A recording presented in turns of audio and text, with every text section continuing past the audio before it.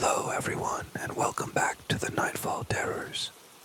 I know many of you enjoy using these videos to help you fall asleep, so before you start to drift off, it would be great if you could leave a comment sharing where you're listening from around the world.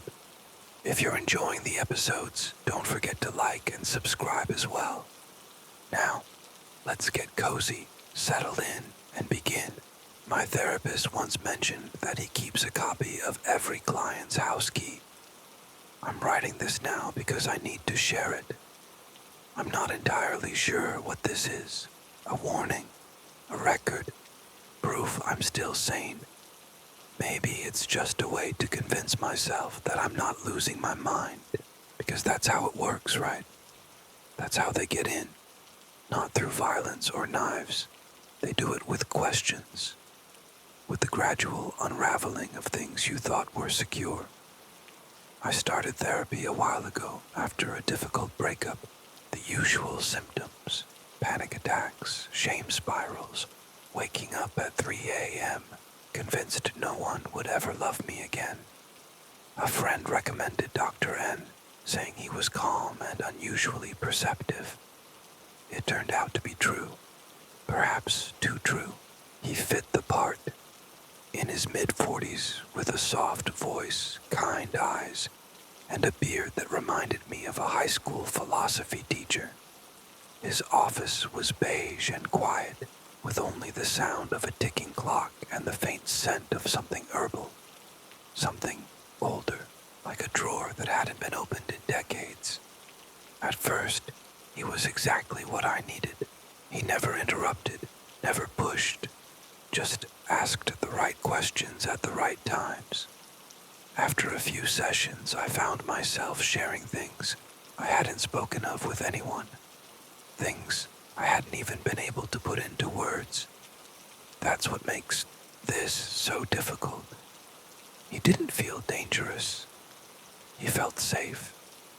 Until one day, he didn't. It was session 14. I remember because I had just started feeling like I was making real progress. We were talking about my fear of home invasion. Not just the fear, but the rituals. Triple-checking locks. Leaving the hallway light on. Sleeping with a flashlight under my pillow. He smiled and casually said, "You know, I keep a copy of every client's house key." He said it lightly, almost like a joke. I froze. He smiled again. "Just kidding." But then there was this pause, a silence that didn't feel right, as if he was watching to see how much I believed him. I laughed awkwardly and responded with something like, "Guess I better start locking the windows too." He didn't say anything. He just wrote something down for the first time during our sessions. I should have walked away then. Over the following weeks, strange things started happening at home. At first, I thought I was just being forgetful. I'd come home and find my shampoo bottle in the wrong place. Not fallen, just rotated. The lid is unscrewed a little. Once, I found my toothbrush damp at 3 p.m., and I hadn't been home since the morning. Another time, the fridge door was slightly ajar. Nothing was missing, nothing spoiled, just open. It never escalated.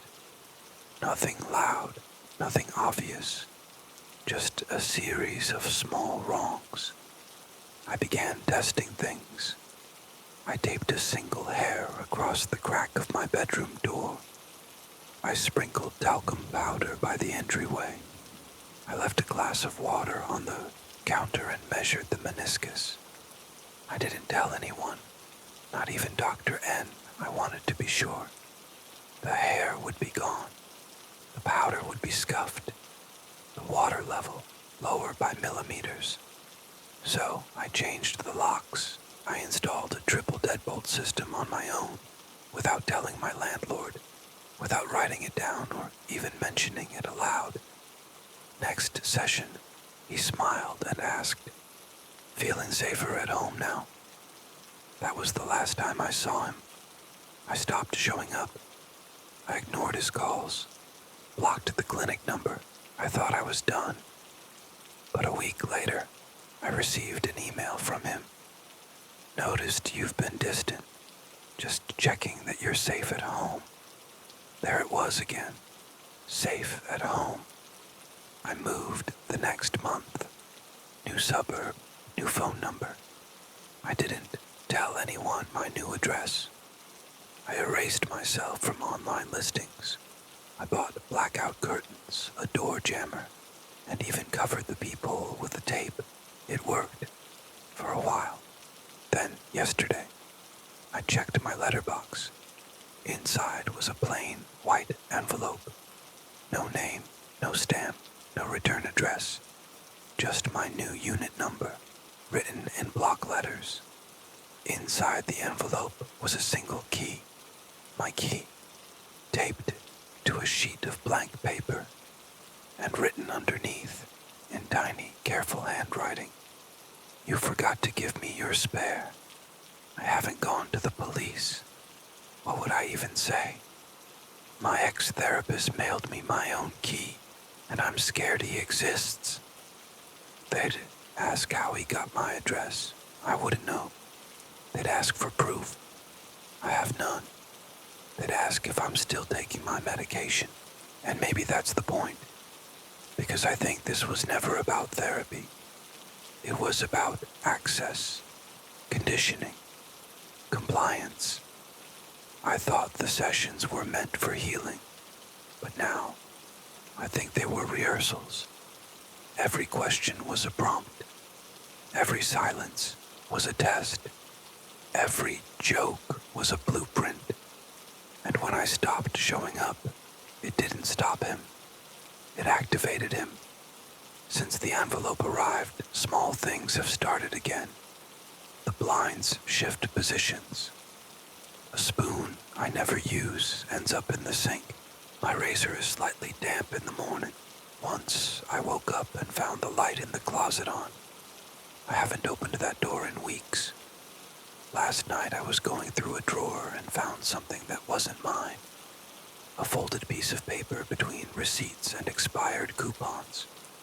It was a printout of my original intake form from last year. Date stamped, signed. My handwriting. But under the notes section in red pen was something new. Client case file. For 2. Complete acquisition. Progress 92%. Do not interrupt cycle. And then, scribbled beneath it in shaky black ink, my handwriting, but wrong. Like I'd written it in a dream. I consent. That's not how this ends. It's how it was meant to end. I thought I escaped him. But now I think the only reason I still exist is because he's not finished yet. And tonight, as I write this, I just heard something in the hallway. Not a creak, not a thump, a click, deliberate, mechanical, a key, turning in the deadbolt. Bought a telescope to watch the stars. One of them started moving in impossible ways every night, tracing the same shapes. I finally understand what they mean. Hello, everyone. I never imagined I'd be sharing this, but I have to talk about it. Even if no one believes me, someone needs to know. I'm just a regular guy. My life's as ordinary as it gets. Work, home, maybe a bit too much solitude. The only thing that offers any kind of escape or comfort is the sky. I've always loved looking at the stars. There's something special about seeing things millions of light years away. Things our ancestors saw, and things future generations will too. It's humbling. You feel small, but also part of something much bigger. About a year ago, I decided to take my interest in the stars further. I saved up and bought a telescope. It wasn't top of the line, but it was good enough to let me see more detail on the moon, nearby planets, and sometimes distant star clusters or faint nebulae if the sky was clear. Most nights, I'd go up to the building's rooftop, far away from street noise and city lights, to get a good view. I'd sit there for hours, surrounded by the quiet of the night, with the breeze and the sky just focused on the telescope's eyepiece. In those moments, the world around me would fade, and it was just me and the stars. For weeks, I followed the same routine. I'd set the telescope on a specific area of the sky and just think. Sometimes I'd look at Jupiter's faint rings, or Mars with its red hue. Other times, I'd just get lost in the endless sea of stars. It brought me a strange peace, a peace I couldn't find anywhere else. Then, 2 months ago, something changed. That night, I was on the rooftop again. The weather was clear, the sky crisp. I had a different eyepiece attached for a wider view, wanting to scan a more crowded section of the sky. As I moved the telescope, I noticed something odd, a point of light, like an ordinary star, but it wasn't still. At first, I thought maybe my hand had trembled, or perhaps it was a distant aircraft. I focused more intently. No, it wasn't an airplane. Airplanes move in predictable paths with blinking lights. This light was steady, like a star, but it was moving, and not in a straight line. It was changing direction in ways that made no sense. It was making sharp turns, halting suddenly, and then shooting off in another direction at high speed. The movement was erratic, almost like it was tracing a pattern. I thought I might be imagining it, that maybe my eyes were just tired. I looked up at the sky again, directly, but saw nothing out of the ordinary. Returning to the telescope, I aimed at the same spot. There it was, still moving, still tracing that impossible pattern. My heart began racing. What was this? A satellite? But no satellite moves like this. A drone. But what kind of drone could be that high up and look like a star? My mind scrambled for an explanation, but I found nothing. I watched it for over an hour as it traced bizarre geometric shapes, intersecting lines, curves, and sharp angles. Then it would disappear, or move so fast that I couldn't follow it, left the rooftop feeling shaken, confused, and oddly curious. What had I just seen? Was it some rare optical effect, a light reflection? Or was there something wrong with the telescope? But everything else through the telescope looked fine. It was just this one light, in this one spot. The next night I went up earlier, expecting nothing, but hoping to see it again. Same area of the sky, same telescope setup, and sure enough, at about the same time, it appeared again, same point of light, same impossible movements. This time, I paid extra attention. It was tracing the exact same shapes I had seen the night before.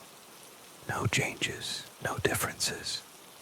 The same angles, the same pauses, the same speeds. It was no coincidence. This wasn't just a random movement. Something or someone was controlling this. A faint dread crept in. I had always thought of aliens and UFOs as things of fiction, something you watch in movies. But this didn't make sense. The third night, I went up with a notebook and pen. I started sketching the path of the light, trying to capture its movements. It was difficult. Everything was so fast and complex, and I couldn't keep up. But I kept trying, determined to record whatever was happening. Each night I drew more, and the movements were always the same. Every night, the same complex pattern, the same bizarre shapes. As I compared my drawings, it started to look less like random movement and more like a message. But from whom and why? The first week passed like this. I became obsessed. My work began to suffer. I didn't sleep. During the day, I couldn't stop thinking about what I had seen, and at night I was glued to that telescope, following the point of light. I started feeling like I was holding on to a secret nobody would understand. Nobody would believe me if I told them. One day, I almost told a friend. We were sitting at a cafe, and I mentioned seeing strange things in the sky with my telescope. He looked at me and laughed, saying, "You're probably just seeing things. Maybe it's a plane or a satellite. You're making too much of it." I tried to explain, but he just brushed it off, telling me to film it next time. I tried, of course. I filmed through the eyepiece with my phone, but the video came out too shaky, and the point of light was barely visible. There was no concrete proof. I went back to my notebook. Every night I added more details to my sketches, like piecing together a massive puzzle. The shapes weren't random anymore. There was repetition, symmetry, like some strange form of visual language. I started wondering if it was a map, chemical symbols, or some kind of design. Time passed, but I still couldn't make sense of it. The feeling of helplessness grew. I knew I was witnessing something that could change everything, but I couldn't understand it or present it in a way anyone would believe. The fear wasn't just about the unknown anymore. It was about what this message might mean. Who was sending it? What did it mean? Why this effort to send it in such a subtle, almost invisible way? I started searching online. Amateur astronomy forums, conspiracy websites, anything that could explain what I was seeing. But I couldn't find anything similar. People talked about satellites and planes. But what I saw was different. It was real. It was persistent. And it was organized. As the days went by, the drawing in my notebook began to form a complete picture. I had mapped out the path of the light over the course of several nights. But it wasn't enough. I couldn't understand the message. One night, as I was comparing my drawings, something caught my eye. There was a ratio, a pattern repeating between the lines and angles, a mathematical ratio. Maybe something like the golden ratio, but more complex. That's when it hit me. What if these weren't just shapes? What if they were equations? What if this was a form of communication? A language based on mathematics? They say mathematics is the language of the universe. If whoever was sending this message understood that, maybe they knew that the only way to communicate across time, space, or even species was through numbers and logic. I knew I needed help. I wasn't equipped to decode this. My math skills were basic at best, but I had to try. I started analyzing the drawings from a mathematical perspective, looking for patterns, constants, anything that could help me crack this code. I searched online for advanced mathematical concepts, looking into chaos theory, fractals, anything that might connect to what I was seeing. I felt like I was blindly navigating a dark maze. Every time I thought I was nearing an answer, I hit a dead end. But I didn't give up. The belief that I was close, that this message had real meaning, kept pushing me forward. To avoid raising suspicion about the origin of the shapes I was observing, I started presenting small portions of the drawings on online math forums as abstract mathematical problems or geometric puzzles I was attempting to solve as a personal interest. I made sure to frame everything in a completely non-astronomical context. The responses were varied. Many people dismissed the shapes as meaningless scribbles. Others tried to find patterns but came up with illogical explanations. However, a small group of people, likely experts or academics, became intrigued by the complexity and symmetry in the patterns. They started discussing the possibility that these shapes represented a type of advanced mathematical function or an unconventional mathematical system. I followed these discussions closely, absorbing every bit of information I could find. I started to learn new terms and understand branches of mathematics I had never encountered before. Slowly, I began applying these concepts to the full drawing I had compiled. Bit by bit, the picture started to form. It wasn't just a single equation. It was a series of interconnected mathematical functions and ideas stacked on top of each other. Each section of the drawing represented variables, constants, or specific calculations. It was a purely mathematical language, abstract and unlike anything we use for spoken or written communication. I spent several more weeks in this painstaking process. Every night I connected different pieces, trying to understand the underlying logic behind the sequence. It felt like solving the most difficult equation of my life. The closer I got to a solution, the more the fear within me grew, because as I worked, I began to sense the nature of the message. It wasn't a message of hope or a cosmic treasure map. It wasn't even a warning of some terrible weapon.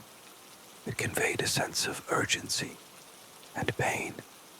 Finally, after weeks of sleepless nights, focused attention, and countless calculations, assisted by online tools and careful discussions with others, I pieced everything together. I was able to translate the abstract mathematical patterns into something we could understand. The result was simpler and more terrifying than I could have ever imagined. The message wasn't coming from a spacecraft or a distant civilization. It was coming from the star itself. I don't understand how this could be possible, and I don't know if it's scientifically feasible for stars to have consciousness. But right now, that doesn't matter. What matters is the content of the message. The complex shapes and impossible movements, when translated into the universal language of mathematics, conveyed one simple, horrifying meaning. A meaning that could be understood by any intelligent being, anywhere in the universe, who had reached a certain level of understanding in physics and mathematics.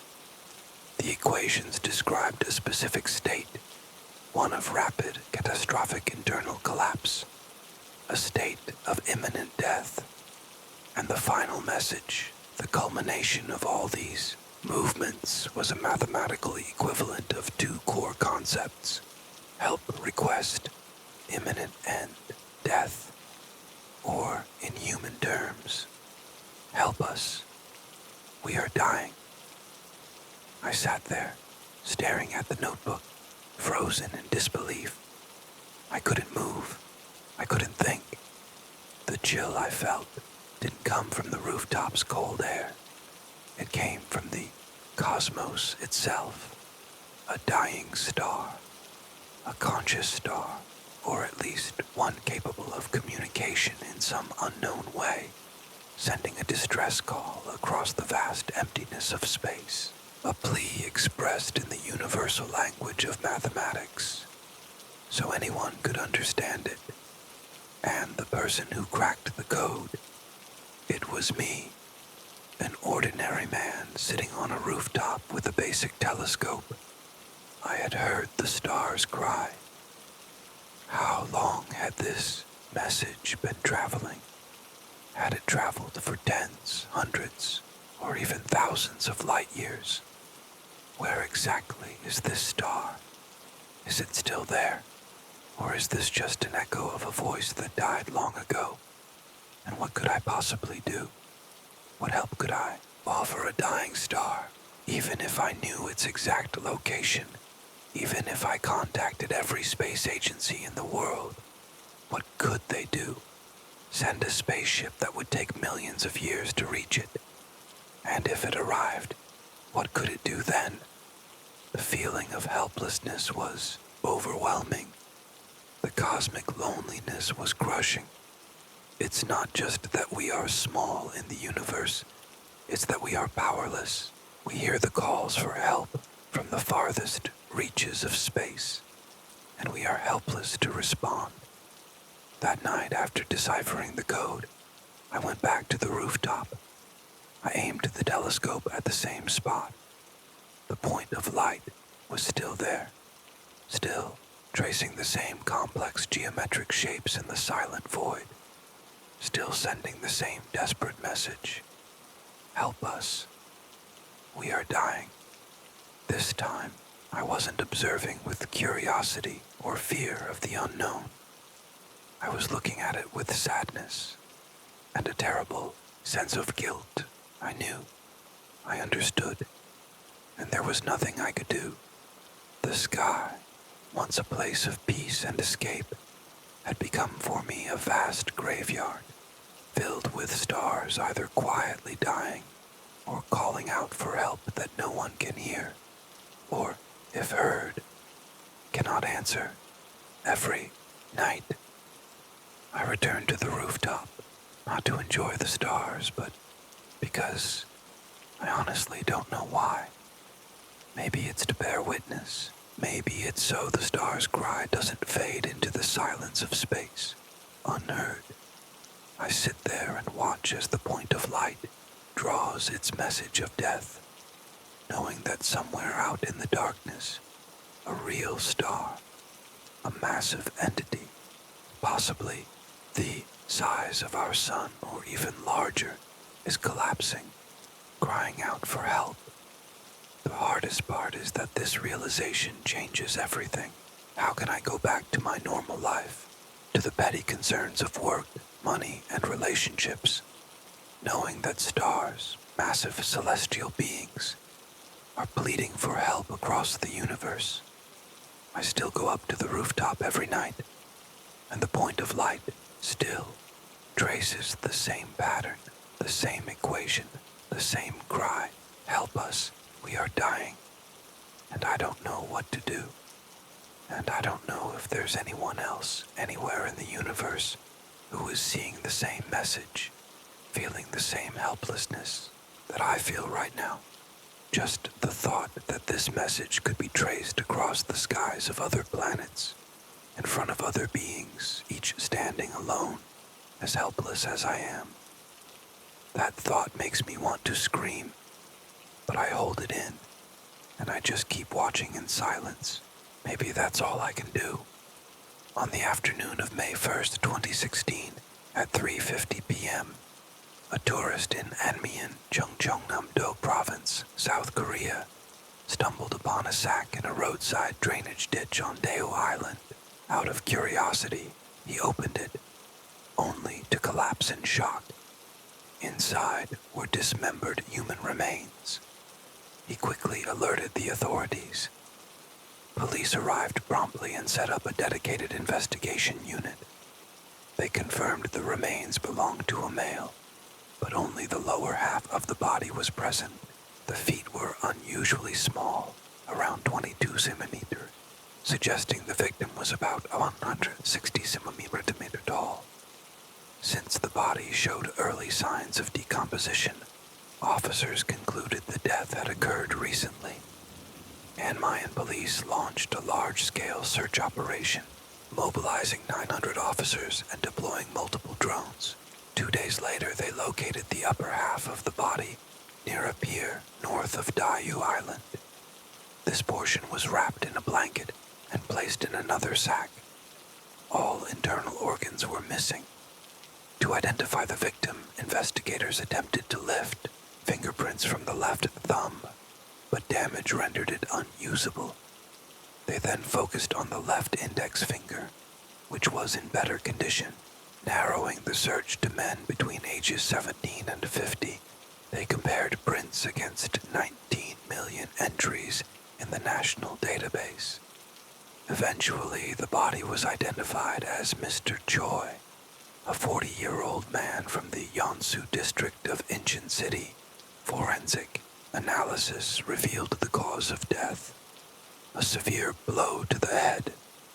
This vital clue accelerated the investigation. Police reviewed Choi's phone history and tracked down those he frequently contacted. Among them, Choi's 30-year-old roommate, Jo Sun-ho, became the prime suspect. On May 5th at 1:50 p.m., police visited the apartment in Yeonsu and discovered bloodstains still visible on the wall. During questioning, Jo admitted to committing the crime. But why would he turn against his roommate? Following his arrest, Jo claimed the incident was accidental. He said Choi frequently mocked him and insulted his family. The fatal incident took place sometime between late March and early April 2016 during an argument. Jo confessed to attacking Choi while he was asleep, striking him repeatedly in the head with a hammer. To dispose of the body, Jo hid it in the bathroom and over the course of 10 days attempted to dismember it. On April 26th, he rented a car and dispersed the remains at various locations. Given the cruelty of the act, the case quickly drew national attention. On May 6, 2016, the prosecutor took the unusual step of publicly revealing the suspect's identity due to the horrific nature of the crime. The next day, Jo was escorted to court, and for the first time, the public saw his face. Wearing a hoodie and jeans with an unshaven face, he appeared calm, almost harmless. The contrast shocked many. During an interview, Jo expressed remorse, admitting he was terrified throughout the ordeal. Astonishingly, he lived with the body for more than 10 days in the tiny apartment where the murder occurred. The bathroom, just 3.3 square meters, was so small that he had to crouch to use it. During this period, he continued dismembering the body while going to work and even planning a date with his girlfriend. Despite the crime, he did not attempt to flee, claiming he was unaware he was wanted as he didn't follow the news. However, police found inconsistencies in his story while reviewing his social media. On his blog, written in a Q&A style, he described himself as resembling a K-pop idol. He explained the killing as an impulsive act following an argument, triggered by Choi insulting his parents and treating him as inferior. Yet investigators suspected the motivation was more complex. In December 2013, Jo and his girlfriend opened a pet cafe in Osan, Gyeonggi Province. Unfortunately, by the end of 2014, the business failed due to financial troubles, and his girlfriend disappeared, taking a large sum of money. This incident deeply impacted him. By January 2, 2016, Jo found employment at a motel in Incheon, overseeing cash and management tasks. Just 2 days later, he met Choi, who also worked there. Both lived in a dormitory provided by their employer. Sharing similar circumstances, they quickly bonded. However, both were dismissed a month later for poor performance. Left without housing, they decided to share a studio apartment in Yeonsu district. The lease was under Choi's name, with Jo covering the utilities. At that time, Choi worked at a karaoke bar, while Jo was employed by an adult entertainment agency. His job involved recruiting and managing actresses for pay-per-view content. After about 2 weeks, Choi offered Jo an unusual deal: 300,000 won per session if he agreed to engage in sexual acts with him. Pressured by finances, Jo agreed. On March 31st, during a drinking session, Jo demanded the money Choi had promised. Choi dodged the request, claiming he had no money. Around this time, Joe also lost his job, worsening his financial situation. When he brought it up again, Joy reportedly became angry, picked up a fork, and told Joe to leave the apartment. Feeling humiliated and enraged, Joe purchased a 19cm knife the next day and hid it in the apartment, along with a hammer. Tensions escalated. Joy repeatedly told Joe to move out. On April 13th, at around 12:30 p.m., Joe returned to the apartment. Joy, who had been lying down, jumped up and demanded to know why he hadn't left. Joe replied that he would move out, but only after being paid the owed rent deposit and unpaid money totaling 900,000 won. Joy mocked and insulted him again, including verbal attacks on his family. At that point, Joe lost control, grabbed the hammer from behind the fridge, and struck Joy in the face and chest.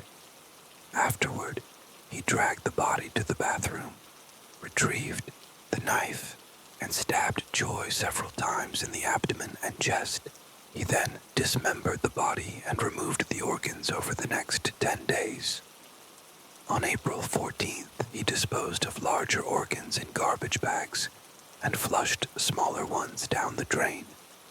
By 11:35 p.m. on April 26th, he had packed the remaining body parts in sacks. At 1:47 a.m., he drove to Daebudo in Ansan City and dumped the lower half of the body. At 2 a.m., he left the upper half at a pier north of the area, before returning home and carrying on with daily life as if nothing had happened. Though he admitted his methods were brutal, Joe denied premeditation, claiming it was a sudden outburst. Authorities investigated further to determine his true motives. Some speculated that Joe might have had romantic feelings for Joy, but psychological evaluations revealed no such tendencies. Their relationship, it turned out, was transactional. Joe expected money, and when that didn't happen, his resentment grew. Opinions about Joe vary. Neighbors described him as kind. His former teacher initially believed police had arrested the wrong person.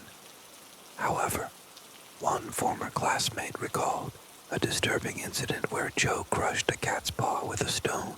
A former colleague at the entertainment agency revealed that Joe once asked if there was a simple way to commit murder 3 months before the crime. Another described him as calculating and persistent. An adult film actor who worked with him noted Joe's unsettling gaze and suspected possible mental issues. At his trial on May 8th, Joe said he tried various methods before finally dismembering the body. Forensics confirmed multiple experimental wounds on the right arm, lungs, and buttocks, consistent with the test incisions. Joe claimed a mental illness made him lose control, prompting psychological and lie detector tests. However, experts found no signs of mental disorder. He had average intelligence but showed egocentric behavior, focused on minor details, struggled with big-picture thinking, and lacked problem-solving skills. This, they concluded, contributed to his inability to foresee consequences. In the end, the motive may have been deeper than just 900,000 won.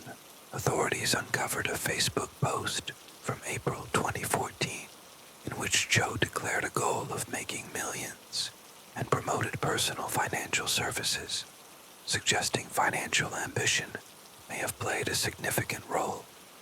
In reality, Joy Sonyo had worked not only in entertainment, but also in loan agencies, karaoke bars, and other industries. This led authorities to conclude that the murder was likely premeditated rather than an impulsive act. While Joy was not homosexual, the crime appeared driven by financial frustration after he didn't receive the promised payment for sexual favors. Professor Lee Soo from the Economics University an expert in criminology, suggested that Joy Sono may have had borderline intellectual and personality disorders, traits not easily explained by conventional psychological theories. His reasoning was illogical. For example, he believed he could continue living in the apartment as long as Joy wasn't there. Prosecutors initially sought the death penalty. However, on October 28, 2016, Joy Sonyo received a life sentence from the Seoul District Court. That decision was later reduced to 27 years by the Seoul High Court on April 30, 2017, after which Joy did not appeal. He is expected to be released in May 2043 at the age of 57. Unfortunately, during the legal proceedings, the personal information of Joy's former girlfriend and family was leaked, resulting in them becoming unintended victims. In South Korea, when a suspect's details are made public, the scrutiny often extends beyond the individual, affecting friends and relatives through social media and online harassment. While public condemnation of serious criminals is understandable, extending that criticism to people simply associated with them is unwarranted and harmful. According to Article 13 of the South Korean Constitution, no citizen should face discrimination or unjust treatment because of their relatives' actions. Joy Sonyo alone was responsible for his crimes, and the consequences should not extend to those around him. As this case concludes, it not only closes a tragic chapter, but also opens a broader discussion on the intersection of justice, morality, and social responsibility. It reminds us that while pursuing justice, we must also ensure that the rights of innocent bystanders are protected, and that appearances can be deceptive. Story 2. In Brazil, Itaberli Lozano lived in what appeared to be a stable home. His mother, Tatiana Ferreira Lozano Pereira, managed a supermarket, and his stepfather, Alex Pereira, worked as a tractor operator. Known for his polite nature and love for music, Itaberli helped out at his mother's store and enjoyed spending time with his friends. However, his life took a drastic turn when, at 14, he came out to his mother as homosexual. From that point on, their relationship deteriorated. Tatiana began mocking him regularly, and their arguments became more intense. By the end of 2016, the conflict escalated to physical abuse from his mother. Just after Christmas, Itaberli posted on Facebook, revealing what life was truly like at home. In one photo, he appeared with his mother, stepfather, and younger brother in holiday attire, pretending to enjoy the season. But alongside this, he uploaded disturbing images showing cuts and bruises on his face, back, and arms, claiming that his mother had beaten him and expelled him from their home for being gay. He wrote that he was staying with a friend because his mother had even told local boys to attack him if they saw him. Despite this, a few days later, the 17-year-old returned home. Verbal clashes continued, and after another argument, he left again, this time for his paternal grandmother's house. There, he found a supportive and loving environment. However, Tatiana soon called, asking him to come home to reconcile before the new year. His grandmother and uncle were against this idea, suspecting Tatiana's intentions were not genuine.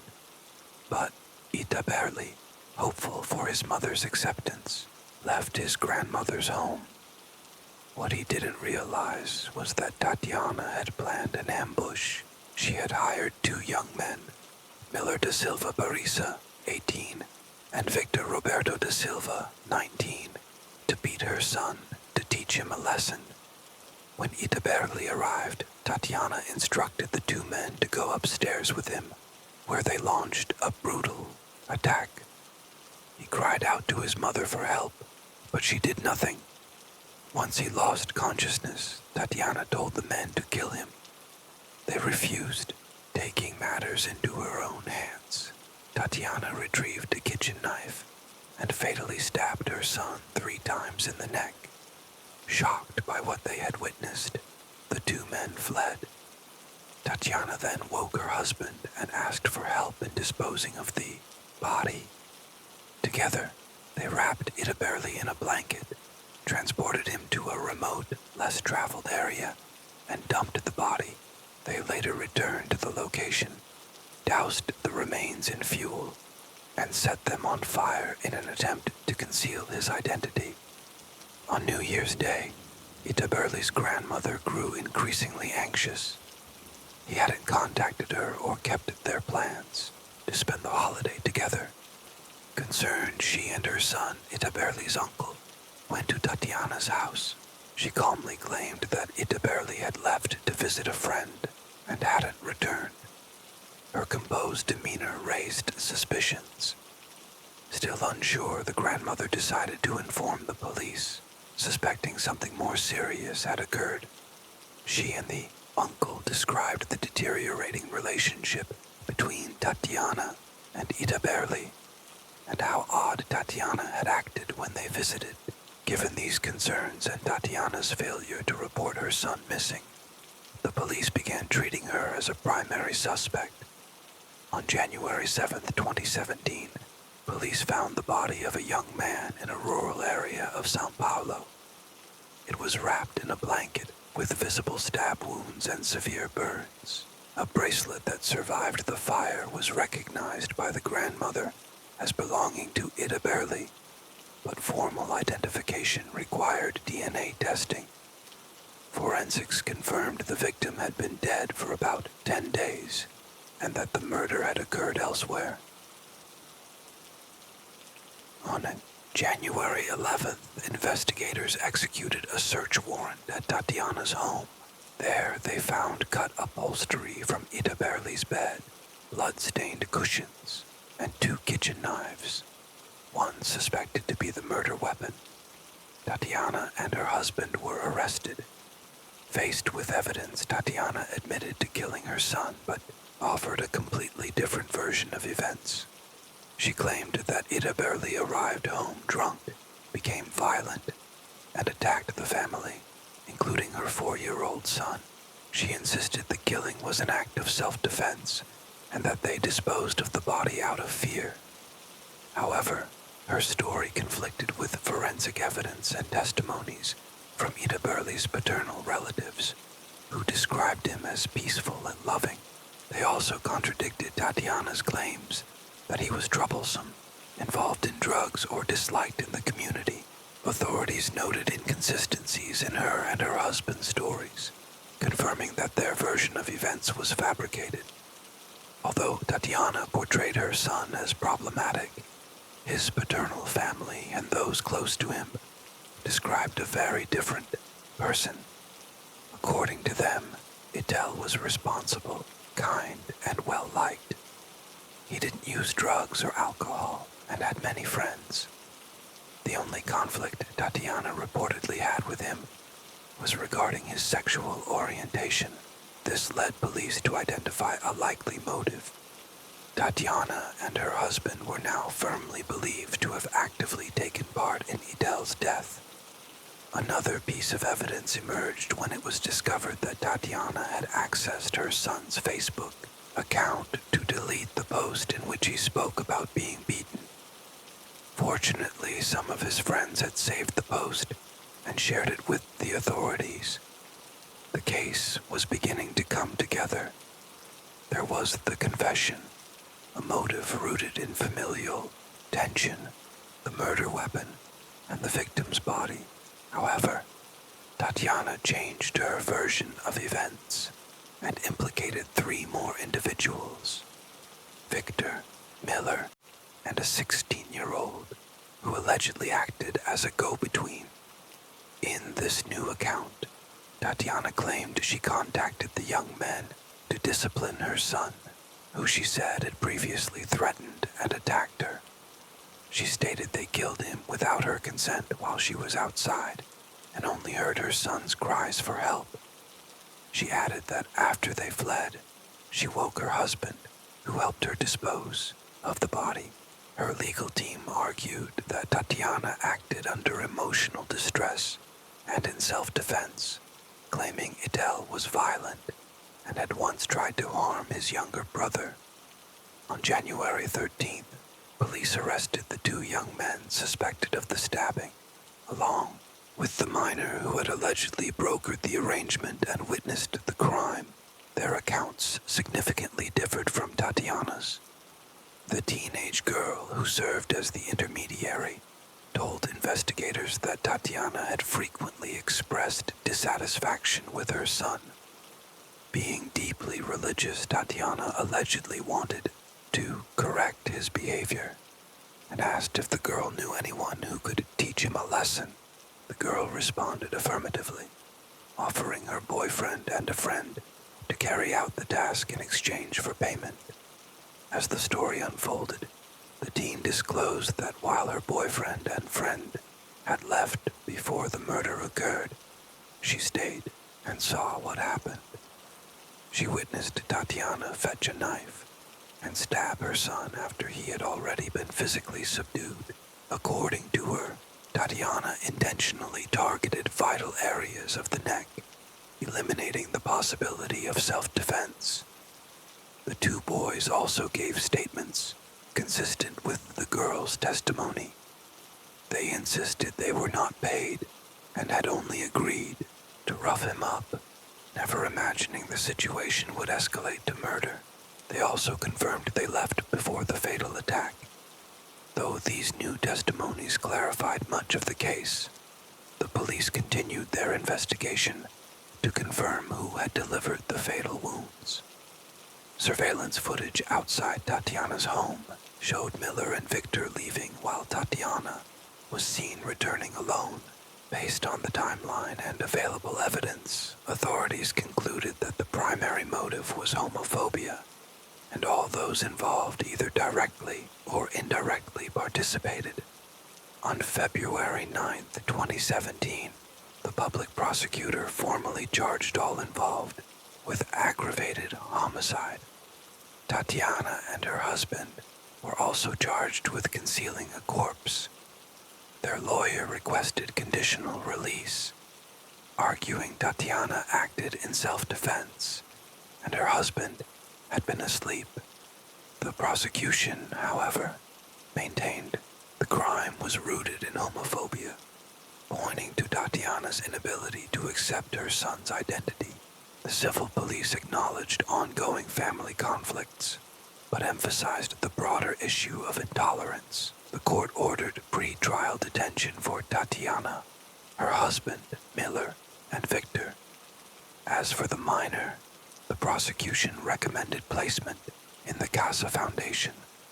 If her role in the murder was confirmed, she would face charges of qualified homicide and remain in custody until she turned 21. Tatiana was held at the TMO penitentiary awaiting trial. Her husband and the two young men were transferred to separate detention centers. Their lawyer, Flavio Teapo, filed for habeas corpus, arguing there was no solid proof linking the boys to the actual murder. The request was denied. Shortly after, Tatiana's defense attorney resigned, and she was assigned a new lawyer, Hamilton Paulino Pereira Jr., who built her defense around the claim that her son had been a disruptive child. He cited alleged threats Idel made against family members, including an aunt who supposedly filed complaints. However, the local police reported no such complaints existed. The shocking nature of the case drew widespread media attention and stunned the small city of 34,000 residents. Nationally, LGBT rights groups condemned the crime, highlighting the rising trend in violence against LGBTQ+ individuals in Brazil. Idel's Facebook page became a digital memorial, with messages of grief and calls for justice. In the weeks that followed, the crime scene was reconstructed. Though all involved were supposed to be present, only Tatiana attended due to logistical issues. At her home, she retraced her steps, explaining in detail how she had taken her son's life, and even directed officers to the location where she and her husband left and later burned the body. The reconstruction attracted both critics and supporters. Some residents confronted Tatiana, accusing her of being a heartless mother. Others defended her, insisting she had done what she believed was best for her son. Her own mother, Itel's maternal grandmother, supported Tatiana, claiming she never hated her son for being gay and had even socialized with his LGBTQ+ friends. She believed Tatiana was defending herself from a rebellious child. However, the police gave little weight to these claims, as the evidence painted a different picture. At this point, Itel's maternal family faced another painful delay. They had not yet been able to bury him because the first DNA test using Tatiana's genetic sample had been inconclusive. The family then initiated a new analysis using material from Itel's paternal grandmother. This time, the results confirmed the body's identity, and the remains were released for burial. In a 2-hour service, friends and family finally said goodbye. 7 months after his death, around 200 people gathered and marched through the streets in protest. They demanded justice and spoke out against violence and homophobia. Though many didn't know Itel personally, the event was peaceful, focusing on messages of love and acceptance. As the trial approached, more neighbors came forward with recordings and accounts confirming that the family's troubles began when Itel revealed his sexual orientation. Witnesses reported frequent conflict, even mocking behavior from Tatiana when Itel was assaulted. In October 2017, the public ministry succeeded in having Tatiana, Miller, and Victor tried by a jury for their roles in the homicide. However, the court decided that the stepfather would not be tried for murder due to a lack of strong evidence. Instead, he faced charges only for concealing a body. The prosecution appealed his release, while the defense teams for the remaining accused requested similar leniency, arguing the evidence against them was weak. The case against Tatiana and the young people involved initially appeared to be strong. However, there were still doubts among the police about Alex's involvement, especially since it seemed unlikely that he could have been unaware of the violent incident, given the house's small size. The investigation moved forward, and the trial began in November 2019, overseen by Judge Marta Rodriguez Maus Morera. During the proceedings, statements from all 4 defendants, as well as over 20 witnesses for both the prosecution and defense, were heard. On November 27th, a jury of 4 women and 3 men delivered their verdict. Tatiana Ferreira Lozano Pereira was sentenced to 25 years and 8 months in prison, while Victoria and Mila received sentences of 21 years and 8 months. According to the prosecution, the 2 young men were manipulated by Tatiana to assault the victim, which contributed to his death. As for Alex, Tatiana's husband, his trial was delayed as his lawyer resigned on the 2nd day of the proceedings due to a conflict of interest, as he was also representing Tatiana. Attorney General Wagner Severino and his colleague Eliso Berardo argued that the testimony of Alex had been critical in convicting Tatiana. According to their statement, Alex revealed that Tatiana confessed to stabbing the victim. While the prosecution considered the sentences satisfactory, the defense attorneys felt the evidence was insufficient to justify the convictions and they announced plans to appeal. The victim's family expressed relief and satisfaction with the outcome, though it didn't bring back their loved one, whose life was tragically taken simply for being different in his mother's eyes. The case highlighted the reality of discrimination, violence, and even murder stemming from someone's sexual orientation. Tatiana, now convicted, will spend many years in prison, receiving the punishment for her actions. Now, let's move to a different case, one that also shocked the nation. This involves Linda, a single mother working 2 jobs to raise her 3 children. Tragically, one night she was found dead in her own bathtub, initially thought to be an accidental drowning. The case would later reveal a much darker story involving greed and deceit. On the night of January 18th, 2003, at 10:30 p.m., the police received a call from a distressed girl, crying that her mother had an accident while taking a bath. The officers arrived at the home to find Linda already deceased in the bathtub. She had stopped breathing, and despite attempts at CPR, she couldn't be revived. The police learned that Linda was a single mother living with her 3 children, Sandra, 16, and Beth, 15. They explained that they had gone out for dinner and drinks around 6 p.m. and, upon returning home, found their mother unresponsive. Though initially it seemed like a tragic accident, the officers suspected otherwise. There were no signs of forced entry, and the house appeared undisturbed. A forensic examination revealed no injuries, but did show an alarming level of alcohol in Linda's system, 5 times the legal limit, indicating that she had been heavily intoxicated. Linda had a history of alcohol abuse. Born in Poland in 1959, she moved to Canada, where she started a family. However, her marriage to Carabin fell apart after he abandoned her and their 2 daughters. This led Linda into depression, and she turned to alcohol to cope. Later she remarried Doug, but he was abusive, which further worsened the family's situation. Eventually, Doug left, leaving Linda to raise her children on her own while working multiple jobs. As Linda's drinking worsened, so did the tension within the household. She often drank to excess, and her children were left to deal with her struggles.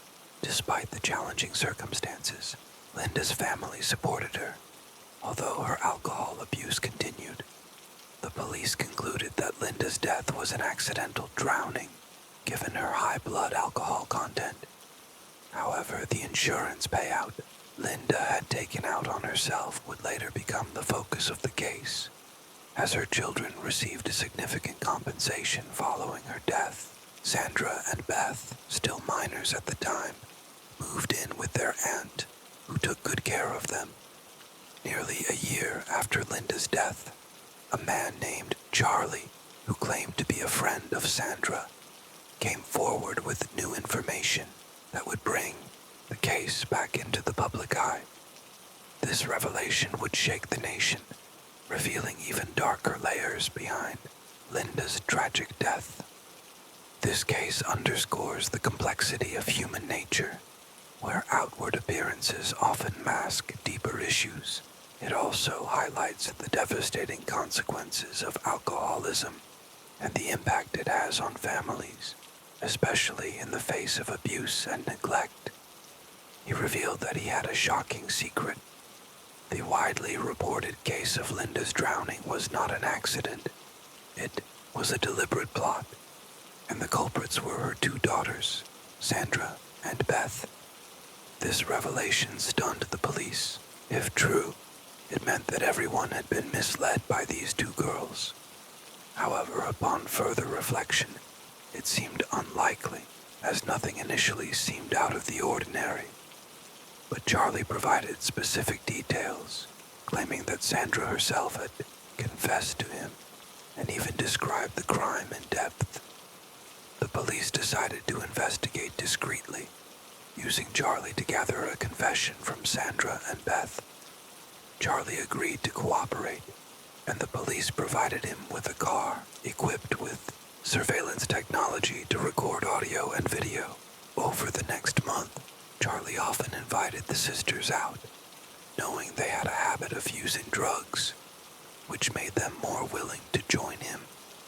During their time in the car, Charlie subtly steered the conversation toward Linda's death, and the sisters, seemingly unguarded, began to boast about their actions.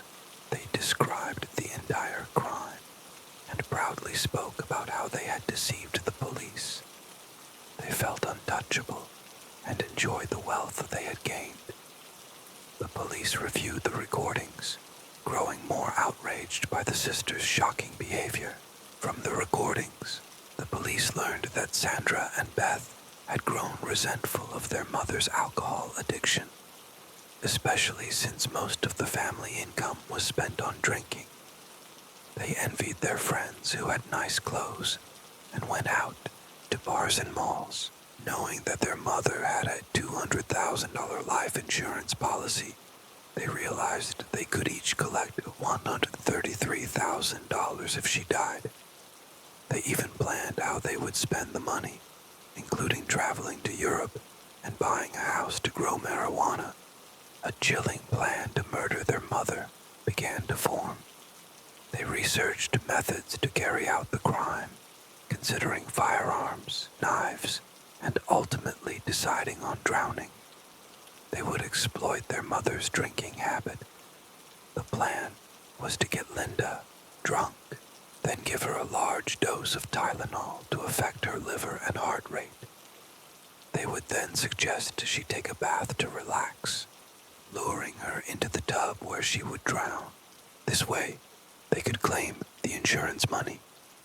On January 21st, 2004, based on Charlie's recordings, the police arrested Sandra and Beth, reopening the case. Since both were minors, they were detained in a juvenile facility and kept apart to prevent them from colluding. However, the covert recordings and surveillance alone were not enough to convict them. If the sisters claimed that their statements were just fantasy, the police would have no solid evidence. Therefore, further investigation was needed. During initial questioning, both sisters denied the crime and provided an alibi, stating they were at a restaurant with friends from 6 p.m. to 10:30 p.m. Witness statements and restaurant surveillance confirmed this. However, something didn't add up. The police had thorough records from the time of the incident, including the water temperature and depth in the bathtub. Forensic experts determined that Linda's time of death was likely before 6 p.m., which shattered the sisters' alibi. Moreover, computer records revealed that the sisters had searched online about alcohol, Tylenol, and their effects, as well as conversed with friends about how to eliminate their mother. A forensic pathologist also re-examined Linda's blood and found that in addition to the high alcohol level, there was 3 times the safe dose of codeine. There was more. 3 of Beth's classmates knew about the plot, including a male classmate who not only failed to report it, but participated by helping plan the crime. He even provided 5 Tylenol pills and called to remind them to keep Linda's head submerged for at least 4 minutes. His involvement led to his arrest as well. After Linda's death, the sisters had boasted to their friends about how perfectly they had executed the crime and how they had escaped suspicion. They spent their insurance payout extravagantly, buying expensive clothes and jewelry, showing no remorse. This behavior did not go unnoticed. Eventually, the police compiled all the evidence, charging the sisters with murder. The news that 2 daughters had plotted to kill their mother, initially escaping justice, caused a stir across Canada. Many people found it hard to believe that 2 underage girls could commit such an act. Those outside the investigation could be excused for doubting the truth, but the police had uncovered irrefutable evidence. Their duty was to bring the real culprits to justice, which would be the best way to honor Linda. The trial began in November 2005. Sandra and Beth continued to deny their involvement, but during separate interrogations, Sandra broke down and confessed, followed by Beth.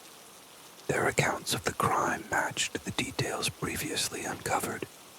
They got their mother drunk, gave her Tylenol, and then drowned her in the bathtub. Sandra held her mother's head underwater while Beth kept lookout. Afterward, they created an alibi by leaving the house to meet friends. The motive for the crime was clear: money. They wanted to live a luxurious life abroad.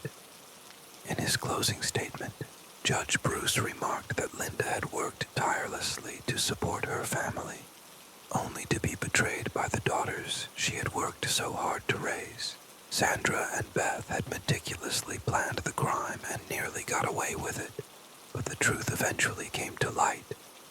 The evidence was overwhelming.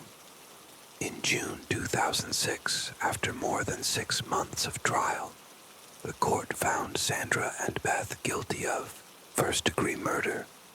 However, since they were both under 18 at the time of the crime, they were sentenced under the Canadian Youth Criminal Justice Act, which limits the maximum sentence for youth offenders to 10 years. In reality, they served only 6 years in prison, with the remaining 4 years in a halfway house with more lenient conditions.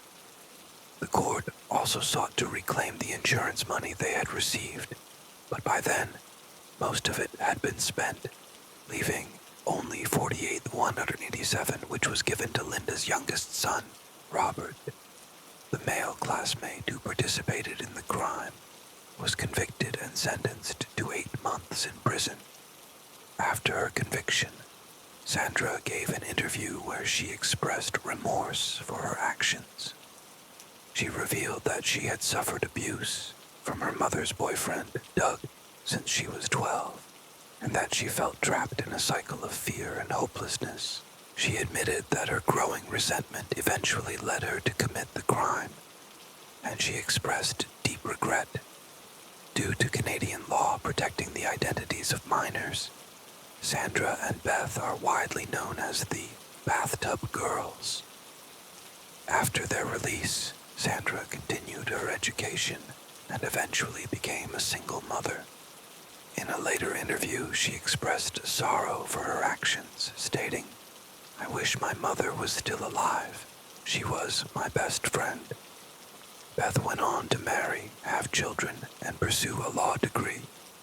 Her mentor commented on her unique perspective, which helped her excel in the field. Some colleagues believed that society should give her a second chance, given that she was underage at the time of the crime. The sentencing of the sisters sparked debate within the legal community. Some argued that Canada's Youth Criminal Justice Act was too lenient and might encourage criminal behavior among minors. Others believed that because minors are not fully mature, they deserve a second chance, and that their punishment should not be too severe. This debate continued, but no changes were made to the law. This case highlights the importance of providing support and guidance to troubled youth to prevent them from engaging in criminal behavior. It also serves as a reminder that unchecked desires can lead to horrific actions, and vigilance and education are essential in preventing such tragedies. The tragic case of Christy Giles and Hilda. On the morning of November 13th, 2021, 2 young women, Christy Giles and Hilda, were found abandoned at separate hospitals in Los Angeles, both in critical conditions. Sadly, they would pass away shortly after. The cause of their deaths was traced to a lethal mixture of stimulants found in their systems. But how did these 2 vibrant women end up in such a tragic fate? let's take a closer look at the events that led to this heartbreaking case. Christy Giles was born on November 4th, 1997 in Birmingham, Alabama. Growing up in a modest, loving family, Christy was the youngest of 3 children. Her father, a retired military veteran, and her mother, a kind-hearted housewife, supported her ambitions from an early age. Christy stood out not only for her sweet nature, but also for her athletic abilities. She excelled in sports, particularly soccer and track, and even became a standout in beauty contests, gaining attention from modeling agencies. At 14, Christy made a pivotal decision to pursue modeling over sports. This decision led her to travel internationally, and by the time she settled in Los Angeles, she was well on her way to a successful career. In 2019, Christy married Jan Silas, a photographer 17 years her senior. Together, they traveled the world, and by 2021, Christy had become a rising star in the modeling world. She seemed to have it all: a blossoming career, a loving marriage, and a promising future. Hilda, born in Mexico and 26 years old at the time, was a highly accomplished architectural designer. She had traveled to 22 countries and had earned honors before moving to Los Angeles in 2021 to pursue her dream job. Hilda worked as a chief project manager at an architecture firm, a position she had always aspired to. She was ambitious, intelligent, and driven, much like Christy. On November 12, 2021, tragedy struck. Christy's husband had to travel to San Francisco for work, so Christy arranged a girls' night out with her 2 close friends, Hilda and another woman named Cruz. The 3 women began their evening at a club in West Hollywood, eventually heading to a warehouse party in downtown Los Angeles. At this party, they mingled and danced until around 4 a.m., when the crowd began to thin out. Cruz, feeling tired, decided to leave, but Christy and Hilda continued to enjoy themselves. They met a group of men who claimed to be artists and agreed to join them for an after-party at an art house. This decision would lead to their disappearance. By 5 a.m., an unlicensed Toyota car arrived at Southern California Hospital in Culver City. Christy was unceremoniously thrown out of the car, showing no signs of life. 2 hours later, another car arrived at Kaiser Permanente Hospital, where Hilda, although alive, was in critical condition. Christy's husband, Jan, had last contacted her on the morning of November 13th. After not receiving a response, he grew concerned. Using their shared phone location feature, Jan discovered Christy's phone was near an unfamiliar address, 8641 West Olympic Boulevard. When he saw that her phone location had shifted to a hospital, he knew something was terribly wrong. Upon calling the hospital, Jan learned that Christy had passed away, and Hilda was also in critical condition. Cruz, who had left the party earlier, was equally stunned by the tragic events. She shared her account with Jan, revealing that Christy and Hilda had left with 3 men they had met at the party. Desperate for answers, Jan began searching for more information. He found that the address, 8641 West Olympic Boulevard, was linked to a man named David Pierce, a self-proclaimed Hollywood producer with a questionable reputation. Jan's search revealed a disturbing connection between David and the tragic events. Surveillance footage from the warehouse party showed Christy and Hilda dancing with David in the VIP area. Security cameras outside the warehouse caught the 2 women leaving with 3 men around 4:00 a.m. A few hours later, footage from David's apartment showed Christy and Hilda entering, and then, hours later, Two men were seen carrying Christie out of the building. Shortly afterward, Hilda was also transported to a hospital. The police, after conducting further investigation, identified the three suspects: 37-year-old David Pierce, actor Brand Osborne, and photographer Michael Ansbach. They had all been present at David's apartment, where the women were taken after the warehouse party. When the apartment was searched, authorities found a chaotic scene, including women's cosmetics and drug paraphernalia. Although no drugs were initially found, the police continued their surveillance. Weeks later, after Hilda's family made the heartbreaking decision to take her off life support, the coroner's report confirmed that both women had high levels of drugs in their systems, including cocaine, fentanyl, and heroin. Christie also had traces of GHB, a drug commonly associated with date rape incidents. The coroner concluded that both women died from drug overdoses, leading to organ failure. With this new evidence, the police arrested David Pierce and his two friends. David's bail was set at $1 million, while Brand and Michael faced lower bail amounts. The police theory was that the three men had drugged Christie and Hilda after they tried to refuse their advances, likely attempting to incapacitate them for sexual assault. This case shocked the community, leaving everyone asking how two women so full of life could fall victim to such a horrendous crime. As of now, the investigation continues, and those responsible are facing the consequences of their actions. The tragic deaths of Christie Giles and Hilda serve as a grim reminder of the dangers that can arise in seemingly innocent situations.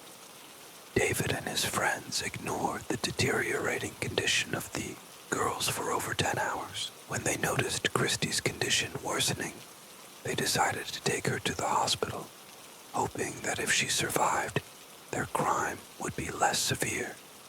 They wore masks and removed the car's license plates. After dropping Christie off, they returned to the apartment and found Hilda in a similar state. To avoid raising suspicion, they took her to a different hospital. While the police's theory made sense, convicting the three suspects was challenging because most of the evidence was circumstantial.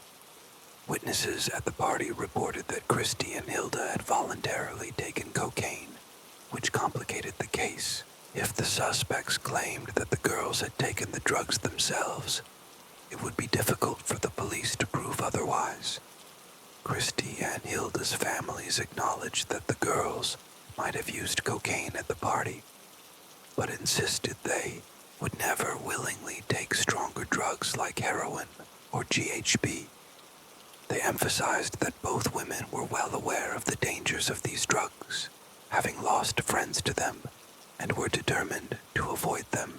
Furthermore, the presence of GHB, a known date rape drug, suggested that the girls were likely drugged without their consent.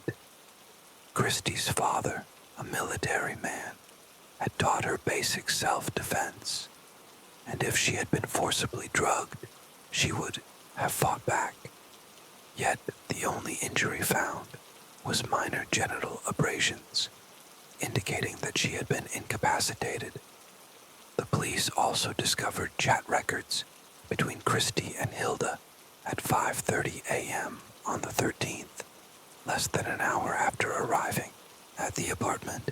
Christie said, "Let's get out of here," accompanied by a wide-eyed emoji. Hilda agreed, saying she had called a car, which would arrive in 10 minutes. This was their last communication. When the driver arrived, no one came out, so he left. After waiting for a while, it appeared something had occurred in the apartment that made them want to leave, but they couldn't. Likely, David and his friends prevented them from doing so. A neighbor, wishing to remain anonymous, provided a tip to the police, stating that on the 13th, They had intermittently heard distressing sounds coming from apartment 8641 for at least 5 hours, given that strange noises often came from that apartment, and knowing that David was not someone to mess with, the neighbor chose not to call the police. Another neighbor, a 75-year-old, described David as annoying, frequently making noise and having a constant flow of people entering and leaving his chaotic apartment. Additionally, the police uncovered that David was closely associated with well-known adult film star Ron Jeremy, who had over 30 sexual assault charges against him. This raised suspicions that David might have been emulating Ron, filming adult movies targeting girls at parties, drugging them, and then recording it. It was speculated that Christy and Hilda were his targets, and that he had accidentally administered an overdose, resulting in their deaths. After more than 7 months of investigation, compiling all the indirect evidence, the police formally charged David with 2 counts of murder. His actor friend Brandt was also charged with serious crimes. Though photographer Michael was not charged, his lawyer stated that Michael only acted as a photographer during the incident, following David's instructions to film a documentary titled Electronic Dance Music. The footage from the warehouse party was shot by Michael, and his lawyer emphasized that Michael would serve as a witness during the trial. Whether he was involved or not remains undetermined, and his case is still under review. In a commendable act, Hilda's parents donated her organs, giving new life to many others. Her ashes were taken back to her hometown in Mexico by her parents, where they held a memorial service. Many people, including family and friends, attended and brought flowers. Hilda's parents expressed their deep grief, stating they cried almost every day but were grateful to God for allowing them to have her for nearly 27 years. Although she is no longer with them, she has given new life to others. Christie's ashes were divided between her husband Jan and her favorite place. Her memorial service was attended by many. Christie's family feels that the wound in their lives will never heal, and they can only meet her in their dreams. Jan, in his sorrow, expressed, "She was so amazing and incredible. I have never felt love so deeply. I don't think I will ever love again." Currently, David remains in custody, awaiting trial with bail set at $3.4 million. In addition to the 2 murder charges, he faces up to 7 other serious charges. These charges emerged after other women bravely came forward following Christie's death, with incidents dating back as early as 2007. Prosecutors believe David is responsible for more crimes, but some victims do not want to come forward to avoid disrupting their lives. If all charges against David are proven, he could face up to 120 years in prison. David, however, denies all charges. As for Brandt and Michael, they were released on bail immediately and have consistently maintained their innocence. The case is still awaiting final adjudication. Story 5. Lucas Vargas Terra was born on October 19, 1986, in Bahia, Brazil. He was the 3rd child of Jose Carlos Terra and Marianne. His older brothers, Carlos Jr. and Carlos Felipe, welcomed him with open arms. Jose Carlos, a business administrator from Rio Grande do Sul, traveled frequently for work, which caused him to miss his family. In 1989, Marian decided to move permanently to the capital of Bahia with Jose Carlos and their children. Later, they moved to Rio de Janeiro. Jose Carlos and Marian were people of great faith and raised their children with these values. Lucas learned from a young age that things should be shared, and he took special pleasure in helping and caring. for others. As he grew, he demonstrated a strong vocation for service. His faith was paramount, and he rejected lies and anything that strayed from the truth. Lucas was deeply influenced by the Word of God, and his behavior was marked by transparency. Despite his small size, he had the ability to transform sadness into joy and laughter. Lucas expressed himself as someone who knew everything and felt entitled to give his opinion on any subject, placing the Eternal Father above all else. He was a boy firmly convinced of his faith and read the Bible daily. Whenever he saw people on the streets while walking with his mother, Lucas would tell them he wanted to become a doctor to help heal people. At the same time, he hoped to grow within the church and eventually hold a position as a bishop. In June 2000, when Lucas was 13 years old and studying at a school in the Copacabana neighborhood, his mother was called to the school by the directors. There had been an incident involving Lucas and 2 other children who accused him of something unpleasant. During the meeting with the director and the 2 accusing boys, Lucas remained silent, calmly listening to everything being said. His mother defended him, and the director, frustrated by Lucas's silence, urged him to defend himself. Lucas responded by looking sternly at them and saying, "The righteous do not justify themselves."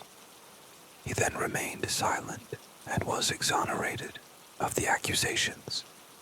Lucas's life changed at the beginning of 2001 when his family made plans to move to Italy for work. Marion was the first to leave, as she had secured a job in a steakhouse run by her sister in Parma, 465 kilometers from Rome. She had to travel soon due to the job's urgency, but the rest of the family wanted to spend more time in Brazil to say goodbye to their friends. They also wished to visit Salvador, where their family ties were strong.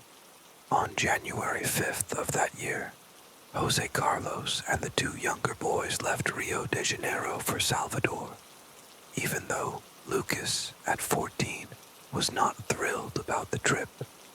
However, as an obedient son, he accepted his parents' decision. After a 1,700-kilometer road trip, Lucas, his father, and his brother Felipe arrived in Salvador and stayed at Jose Carlos's brother's house. There, Lucas began attending the Universal Church of the Kingdom of God in the Santa Cruz neighborhood, as he did not want to be far from his religion and activities in the temple. Pastor Silvio had been reassigned from another congregation due to unspecified issues, with the only clarification being that he had engaged in inappropriate conduct. Over time, he grew closer to Lucas, under the pretense that Lucas had a bright future and needed guidance within the church. Silvio claimed that spending time with Lucas would help him learn more about the church's functions, but his actions soon raised concerns. His possessiveness became apparent as he restricted Lucas's interactions with others, wanting his undivided attention. When questioned about his behavior, Silvio explained that it was essential to keep Lucas close for his spiritual education. As a result, Lucas began to spend more time with Silvio than with anyone else. In February 2001, Lucas developed an interest in a 17-year-old girl who was also a worker at the church. Silvio, upon learning of this, forbade the girl from being near Lucas, making his possessiveness and jealousy clear. At the end of the month, Lucas and another young man stayed late at the church with Pastor Silvio, handling some administrative tasks. Silvio, expressing concern about their safety, suggested they stay overnight at the church, while the other teenagers slept on a pew. Silvio invited Lucas to stay in his room, though it was unclear if Lucas was disturbed by the situation. This caused an uproar in the congregation, and the matter was brought to the attention of church authorities. To avoid a scandal, the decision was made to transfer Silvio to a different church in the Rio Bumalo neighborhood. However, the authorities' main concern seemed to be protecting the church's reputation rather than addressing the pastor's behavior. Lucas's father, Jose Carlos, was never informed of the situation. Despite the transfer, Silvio continued attending services at the church, claiming that no one could prevent him from attending as a regular parishioner. It was evident that his real interest was to keep a close watch on Lucas, to whom he had developed an obsessive attachment. On March 21st, Lucas woke up early, as usual, and had a joyful day. He wore a long-sleeve white shirt, blue dress pants, a black belt, socks, and shoes. He informed his father that he would return by 1 p.m. for lunch, which he did, before heading to the church in the PBA neighborhood. Later, Lucas returned home at 5 p.m., changed his shirt, and left again at 5:30 p.m. to attend a youth meeting. At the meeting, Lucas was happy to be with his group, helping others find positive paths away from crime and drugs. After the meeting ended at 9 p.m., Lucas was speaking with his friends and girlfriend outside when Pastor Silvio called him over, inviting him to join a prayer evening. Lucas, ever obedient, left with Silvio, telling his friends he'd be back shortly. By 9:30 p.m., when Lucas had not yet returned or called, his father began to worry. Just as he prepared to go looking for him, he received a call from Lucas saying he was with Pastor Silvio at the church. His father, reassured, assumed Lucas was safe in the church, which he considered a secure place. However, the next morning, Lucas had still not returned. Jose Carlos went searching for him, first stopping by the church. He was told that Silvio had taken Lucas to a different church in the Rio neighborhood. When he arrived at that location, Silvio claimed that he had left Lucas at a bus stop, giving him money to get to the PBA church. Jose Carlos was frustrated by this response and sought help from a local pastor, who also didn't know where Lucas was. The search for Lucas continued, and despite multiple visits to different churches and speaking to anyone who might have information, there was still no sign of his son. On March 23rd, Jose Carlos received a call from a church worker saying that a burned body had been discovered near the church. When he went to the location, the person who initially made the call didn't provide any useful information. Police arrived at the scene, where 2 witnesses reported seeing a fire and men fleeing the area. The body found was unrecognizable, and Jose Carlos, though desperate for answers, didn't want to give up hope. On March 24th, after continuing his search throughout the city, Jose Carlos received another call, this time from his son Felipe. Felipe informed him that the burned body found days earlier was confirmed to be Lucas. This news confirmed his worst fears, and Jose Carlos was left devastated by the loss of his son. Felipe identified his brother by a lock of hair that remained intact and the remnants of his clothes, including his pants, shirt, underwear, and the double belt buckle Lucas had worn the last time he was seen. Although authorities awaited DNA test results to confirm the identity, the family was convinced it was Lucas. Upon receiving the news, Jose Carlos felt his heart race and struggled to breathe. He could not comprehend why anyone would be so cruel to his son, who was loved by everyone. The charred remains found at the Legal Medical Institute were all that was left of his son. Overwhelmed with emotions, Jose Carlos returned home in a state of anguish, trying to come to terms with the heartbreaking reality. The most difficult task was telling Marion, Lucas's mother, that their son was gone. Upon hearing the news, Marianne immediately traveled from Italy to Brazil with her sister, Melia. Jose Carlos did not dare go to the airport to pick them up, feeling personally responsible for the tragedy. Lucas's older brothers, Felipe and Carlos, went instead to comfort their mother, who was devastated by the loss. Marian remarked that losing parents meant losing the past, but losing a child meant losing the future. On April 4th, Jose Carlos went to the police station to provide a statement against Pastor Silvio. Some of Lucas's friends also testified, confirming the pastor's inappropriate behavior with Lucas, and that he had accompanied the pastor the day of his disappearance. Silvio was questioned but denied the accusations, providing inconsistent versions of the last time he saw Lucas. Despite the contradictions, the police chose not to arrest him, and the pastor left the station unharmed, even mocking the situation. The crime deeply shocked the city, and within days it dominated much of the television coverage. The body remained in the morgue for 43 days until the DNA test finally confirmed that it was Lucas. The forensic report revealed disturbing details, including an attempted suffocation indicated by a piece of cloth found in his mouth. It was later determined that Lucas had been burned alive. The extent of the damage made it impossible to determine the exact cause of death, or if sexual abuse had occurred. Still reeling from the brutal details, the parents, after completing all the legal formalities, received their son's body almost 2 months later and were able to give him a Christian burial. The funeral was attended by family, friends, and loved ones. Posters and banners featuring Lucas's photo remained across the Salvador, a testament to his father's relentless fight for justice. Lucas was buried at the Bos de Paz Cemetery.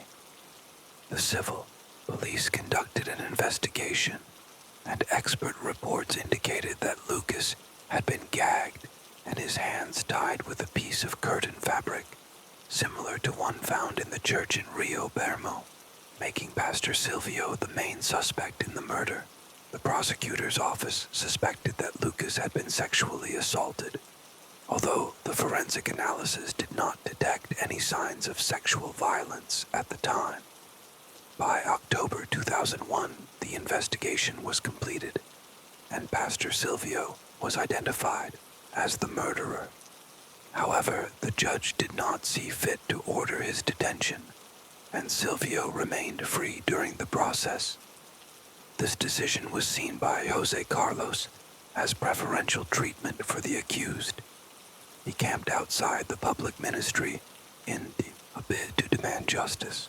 The family had to reach out to human rights organizations, the Ministry of Justice, and even the United Nations in Switzerland to ensure that the murder of Lucas would not go unpunished.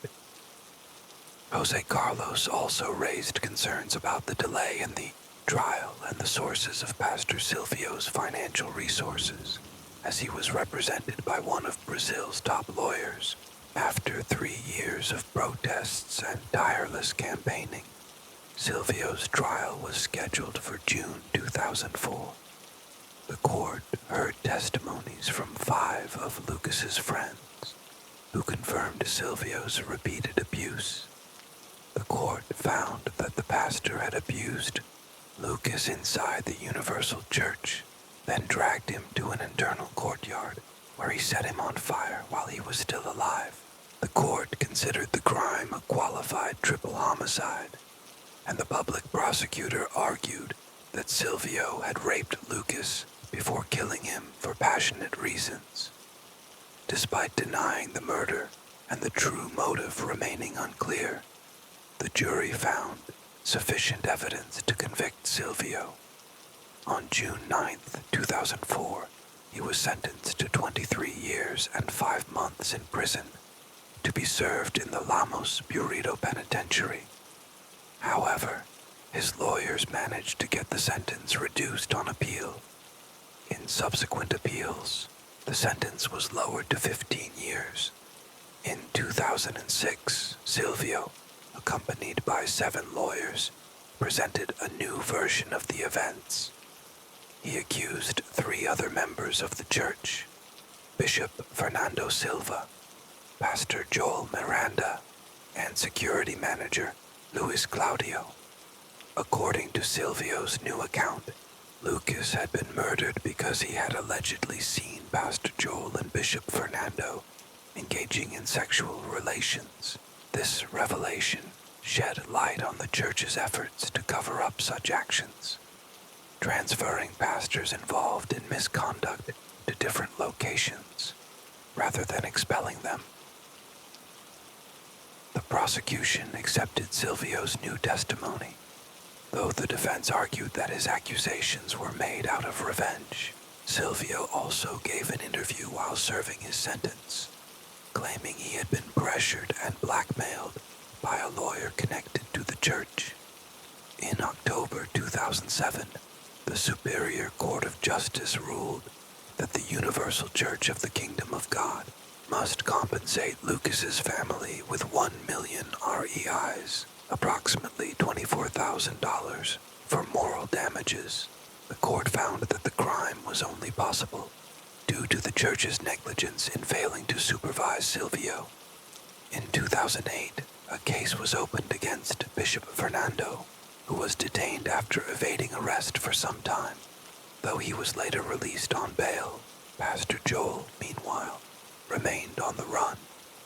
By December of that year, the church was ordered to pay the family compensation with interest amounting to approximately $47,000.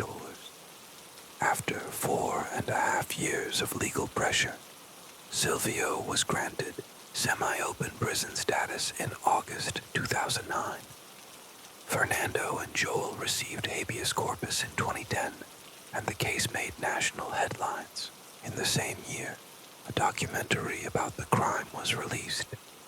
Lucas's father, Jose Carlos, dedicated all his resources and efforts to ensure justice was served, even though he knew a conviction would not bring his son back. Despite numerous legal setbacks and the constant threat of death, his quest for justice continued. Jose Carlos eventually enrolled in law school to better understand the legal process, but became disillusioned by Brazil's legal system after years of struggles. Jose Carlos passed away in February 2019 from respiratory failure. He had fought tirelessly for justice, but he did not live to see all those responsible held accountable. In the Nova Brasilia neighborhood of Salvador, Jose Carlos was laid to rest beside his son Lucas. Marian, his wife, reflected on how worn out Jose Carlos had become after years of fighting for justice. She believed that those responsible for silencing his voice had succeeded in doing so, but she promised to continue the fight until the guilty were held accountable.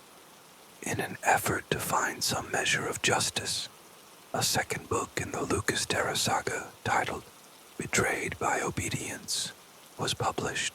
The first part had been released in 2016, and the second was made available on Amazon in May 2019. In 2020, the Second Chamber of Brazil's Supreme Federal Court ruled that the 2 pastors accused of involvement in Lucas's death should face a popular jury. Their defense team maintained that they were innocent and there was no solid evidence to prove their guilt.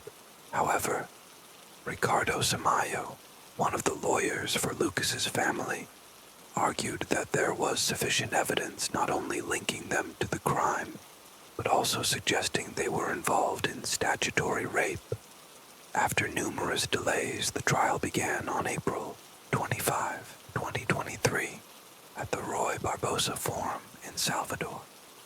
The 2 pastors were charged with triple qualified homicide and concealing a body. with 3 aggravating factors: the use of cruel means, the victim's inability to defend himself, and a motive rooted in passion.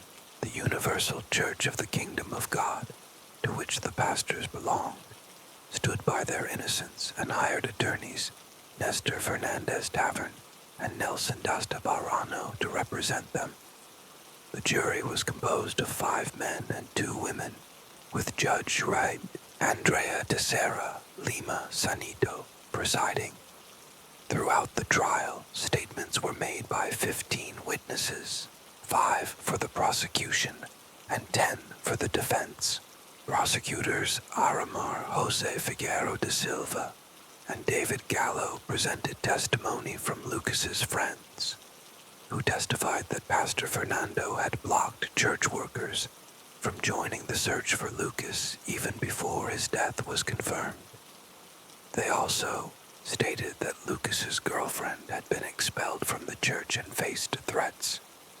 Additionally, Pastor Belger Dusa Santos had adopted a threatening tone to discourage others from participating in the search. Belger was the first witness called by the defense, but his testimony was full of contradictions. He initially claimed to have been living with Pastor Joel in Julio Caesar Park, but later contradicted himself, saying he resided with his wife in a condominium on Parallel Avenue. He also claimed to have known the pastors only by sight, but later admitted to living with Joel on the night of the murder. On the final day of the trial, both accused pastors gave their testimonies. Pastor Joel declared his innocence and insisted that he had no prior relationship with Lucas.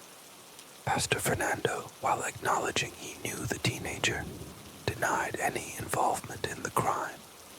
He claimed to have treated Lucas like any other member of the church and mentioned that Lucas's father had approached him when he noticed his son was missing.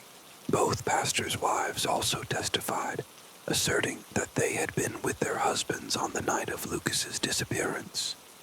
The defense team maintained that while the crime was brutal, Pastor Silvio, who had already been convicted, was the sole perpetrator.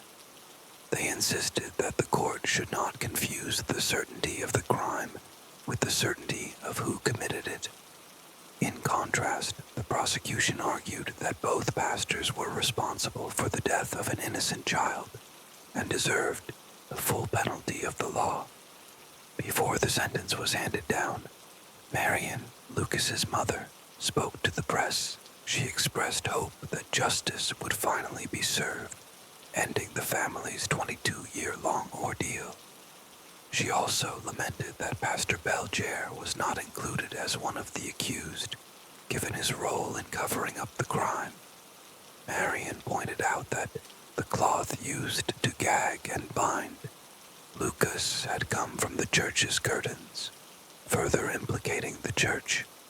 On April 27th, the jury found both pastors guilty, sentencing them to 21 years in prison for Lucas's murder.